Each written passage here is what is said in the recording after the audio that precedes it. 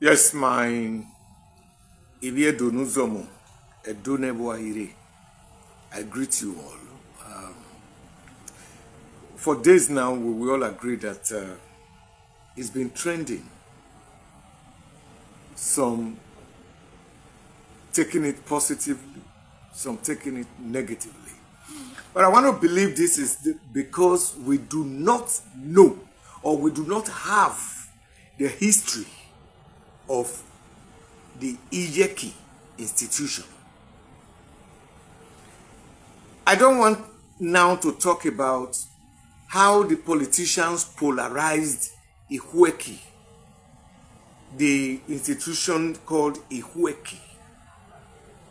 It is not a traders union. Coming to create traders welfare union, that is not Ihueki in Benin is Ihueki.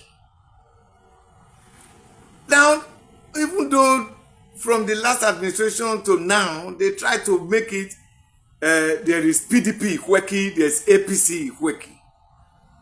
Let us talk about the history. Who is Iyeki? I did something on it some months back when this whole thing of Madam Pastor Gio, Josephine, whatever, was coming up. Who is Iyeki? Iyeki is that woman chosen by the Ihueki to be their head and then presented to the palace, to the Oba of Benin. The palace will now look at her through the mirror of tradition and see if she is able and capable. The Iyeki must be spiritually alert, must be spiritually up and doing. Because every Eki that is instituted by the palace, by the Oba of Benin, has Aomeo, a shrine inside the market. Any market that does not have that Aomeo is a shopping mall, which means it is not Oba's market. I'm not saying it's not Oba market. It's not Oba's market. Because Oba Obueki, all the markets in Benin belong to the Oba. Despite that there is a particular one called Ekioba. It's called Ekioba because it used to be almost inside the palace from the time of Oba Egwaye I in 1440, when we had a Motan. Prior to that time, the market was even already there, because that was where a Motan had her shop. So the Iyeki has always been there. For as long as the fact that there has been a market in Benin, from the Ogiso time, because we have Eki Ogiso, Eki Agbado, Agbari, there has always been an Iyeki.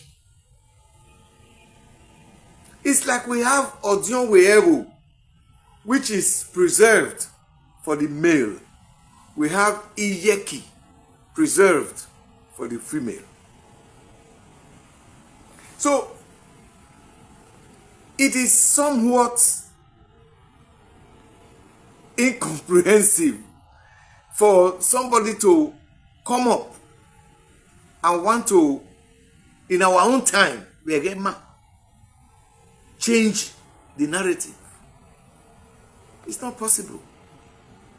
But what pains me now is that us, people that didn't come out when Josephine issue came out first, people who didn't think it was necessary to say something about it, people who didn't think it was good enough to mobilize people to protest against it, whether to the government house, to the House of Assembly, or even to the palace, are now coming.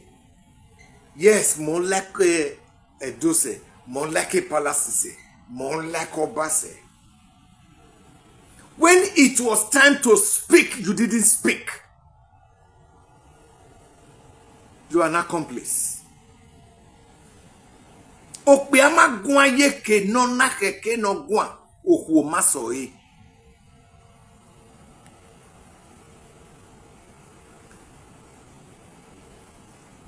Now that His Majesty has spoken, what is there again to speak about, to talk about? Are we now going to say something contrary? His Majesty does not need our support to say what he has to say, which he has said. Please. It is not so. Before His Majesty came out to speak, is the right time for us to have spoken, to have come out, protest against what was going on. Please, please, please. The Iyeki is an institution as old as Benin. You cannot change it. I cannot change it. No one can change it. Madam Pastor, whatever, I'm sorry, please go back to Lagos, where you grew up, where you have been, where you still live. That the Iyeki is not just a woman. Is a representative of the Oba of Benin in the market, and so has her obligations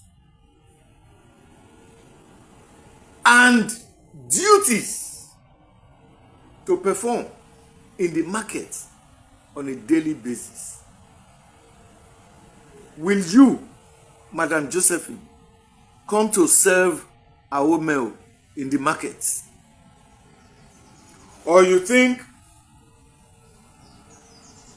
we can have an Odionweye in a village who cannot perform the duties of Odionweye in Ogwedion because he wants to carry the Bible? It's the same thing. In every market, the Iyeki is like the Odionweye of that market. And so she must perform all the spirituality of the market. Please. So, those of you that didn't have time to speak out before His Royal Majesty came up with the hammer on the matter, don't speak now. Those of you that didn't have time to mobilize to protest when Josephine came up first months ago, do not protest now. His Majesty has spoken, and that is final. Oba Atokwe said.